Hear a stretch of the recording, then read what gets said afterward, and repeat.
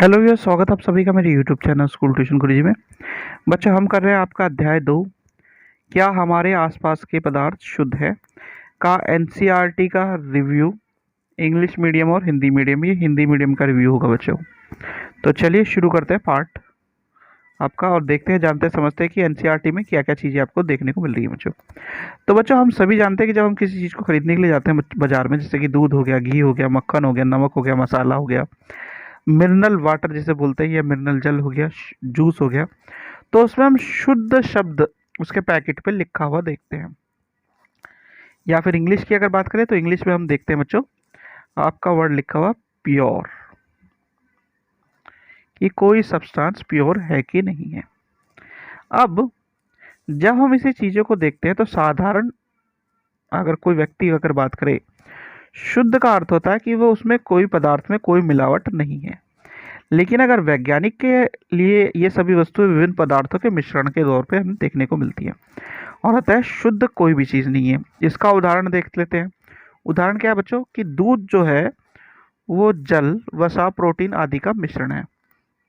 तो जब एक वैज्ञानिक किसी पदार्थ को शुद्ध कहता है तो उसका तात्पर्य ये होता है कि उस पदार्थ में मौजूद सभी कण समान रासायनिक प्रकृति के हैं, यानी कि एक शुद्ध पदार्थ एक ही प्रकार के कणों से मिलकर के बना हुआ है। लेकिन जब हम बात करते हैं अपने चारों ओर देखते हैं तो पाते हैं कि सभी पदार्थ दो या दो से अधिक शुद्ध अवयवों से मिलकर के बने हैं। उदाहरण के लिए समुद्र का जल हो गया बच्चों, आपका खनिज, मिट्टी, मिश्रण, ये सभी के सभी मिश्रण हैं। अब बात आती है कि मिश्रण होता क्या है फिर। तो मिश्रण क्या होता है बच्चों, मिश्रण जैसा पदार्थ कहा जाता है एक या एक से अधिक शुद्ध तत्वों या यौगिकों से मिलकर के बना हुआ होता है बच्चों आपका। ठीक है। अब इसमें क्या है बच्चों, कि किसी भी पदार्थ को अन्य प्रकार के तत्व में भौतिक पराक्रम के द्वारा पृथक नहीं किया जा सकता। तो हम जानते हैं कि जल में घुले हुए सोडियम क्लोराइड को वाष्पीकरण या आसवन विधि द्वारा जल से पृथक किया जा सकता है। यद्यपि सोडियम क्लोराइड अपने आप में एक पदार्थ है और इसे भौतिक विधि के द्वारा इसके रासायनिक अवयव में पृथक नहीं किया जा सकता। इसी प्रकार चीनी एक पदार्थ है क्योंकि यह एक प्रकार का शुद्ध अवयव रखता है और उसके यौगिक समान है। अब अगर हम बात करें पेय पदार्थ और मिट्टी की, तो एक समान कणों से नहीं बने होते, बल्कि किसी भी स्रोत से प्राप्त होने वाले किसी एक पदार्थ की अभिलक्षण गुण एक समान होते हैं फिर भी। यानी कि आपका जो पेय पदार्थ है वो उसमें अगर जो है वो मीठेपन पे होगा तो मीठा ही दिखेगा आपको, अगर खट्टा कड़वेपन पे होगा तो कड़वेपन पे दिखेगा। मिट्टी आपको काली या फिर भूरी इस तरह की नजर आएगी। ठीक है बच्चों, इस प्रकार हम कह सकते हैं कि मिश्रण एक या एक से अधिक पदार्थों से मिलकर के बना होता है। अब बात आती है मिश्रण के प्रकार। तो अवयव की प्रकृति के अनुसार विभिन्न प्रकार के मिश्रण का निर्माण होता है। इस तरह का मिश्रण के कई प्रकार हो जाते हैं बच्चों आपके। अब इसके लिए हम दो क्रियाकलाप करेंगे। पहला क्रियाकलाप क्या है बच्चों, कि ए, ब, स और द समूह में किसी चीज को बांटना है, हमें बीकरों को बांटना है, और उसमें ए और ब में हमें क्या करना है बच्चों, एक में दोनों में 50-50 ml पानी लेकर के एक में 1 चम्मच कॉपर सल्फेट का चूर्ण डालना है, दूसरे में 2 चम्मच कॉपर सल्फेट का चूर्ण डालना है। जो आपका CD है उसमें कॉपर सल्फेट, पोटेशियम परमैंगनेट या फिर साधारण नमक जिसे हम सोडियम क्लोराइड बोलते हैं, दोनों को मिला करके अलग अलग मात्रा में डाल देना है।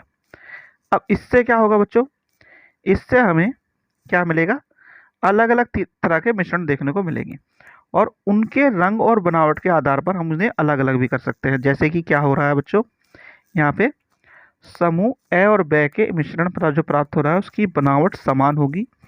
इस तरह का मिश्रण क्या कहलाएगा बच्चों, सामांगी मिश्रण कहलाएगा, अथवा विलयन सामांगी कहलाएगा।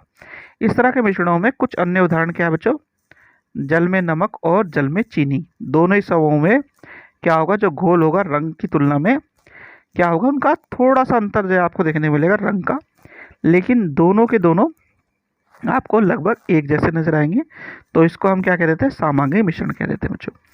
लेकिन अगर बात करें हम स और द की, जो मिश्रण हमें प्राप्त हुआ है भौतिक दृष्टि से पृथक है, इस तरह का मिश्रण विषमांगी मिश्रण कहलाता है, क्योंकि इसमें सोडियम क्लोराइड और लोहे की छलन, नमक और सल्फर और जल तथा तेल विषमांगी मिश्रण के तौर पे, उदाहरण के तौर पे हमें देखने को मिल जाते हैं बच्चों। अब एक तरीका और क्या है बच्चों इन्हें अलग अलग करने का, कि हम 4 चीज़ें लें, ए, ब, स और द लें, यानी कि ए पे कॉपर सल्फेट के क्रिस्टल डाल दें, ब पे कॉपर सल्फेट डाल दें, स पे चूर्ण या गेहूं का आटा डाल दें और द पे दूध या शाही डाल दें। अब इसे क्या करना है, जल में मिला देना बच्चों। जल में मिलाने के बाद इस पे टॉर्च डालनी है, टॉर्च की किरण से बीकर के पे जब हम देखेंगे तो हमें क्या प्रकाश की किरण दिखाई देती है ये देखना है। फिर क्या करना है, मिश्रण को कुछ समय के लिए शांत छोड़ देना है और इसी बीच में हमें मिश्रण को छानने के लिए एक उपकरण तैयार करना है। उपकरण कैसे तैयार करेंगे बच्चों, जैसा कि यहाँ पे दिखाया गया, निष्पादन या छानने की प्रक्रिया। ठीक है बच्चों। अब जब ऐसा करेंगे तो हमें देखने को मिलेगा कुछ समय पदार्थ जो कण है वो नीचे बैठना शुरू हो जाएंगे। तो मिश्रण को छानने और छनक पत्र पर कुछ शेष बचा है क्या, इसके परिणामों की हमें चर्चा करते हुए चीजें देखनी है। और अब जो है क्या देखने को मिलेगा बच्चों में कि ए और ब एक विलयन हो गया, ठीक है, स एक निलंबन हो गया और ड जो है एक कोलोडियल विलयन हो गया। ये चीजें हमें देखने को मिल जाएंगी बच्चों। तो इससे हमें क्या मिला, 4 तरह के और जो है चीजें हमें जानने को मिली। ठीक है बच्चों। अब अगले वाले जो है भाग में हम पढ़ेंगे बच्चों किसके बारे में, विलयन, निलंबन और कोलोइडल विलयन के बारे में। ठीक है बच्चों, इसके बारे में हम पढ़ेंगे अगले भाग में। और अगली वीडियो में करेंगे बच्चों हम आपके प्रश्न उत्तर कि पदार्थ क्या है, समांगी और विषमांगी मिश्रणों में अंतर क्या होता है बच्चों। तो बच्चों यहाँ होगी आपकी वीडियो कंप्लीट। और आशा करता हूँ आपको वीडियो अच्छी लगी होगी। अगर वीडियो अच्छी लगी हो तो चैनल को सब्सक्राइब करें, वीडियो को लाइक करें, शेयर करें। Thank you.